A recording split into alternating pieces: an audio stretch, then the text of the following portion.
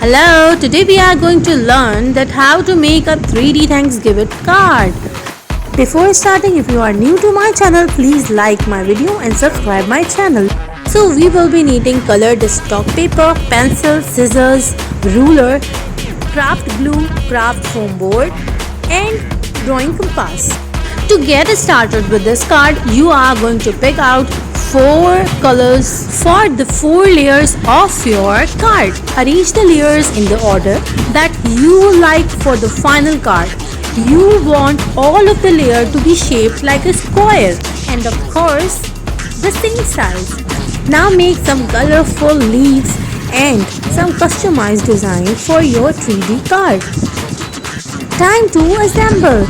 You have to flip the card and paste grass on it. And after that, flip the card and on the front side you have to paste different patterns of leaves and different shapes you have cut for your card. Now paste the pumpkin and write the banner Happy Thanksgiving on it. Isn't it cool?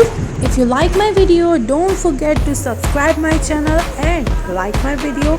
Please share your valuable comments as well. Press the bell icon too so that my all new videos will be visible for you. Thank you for watching. Bye bye.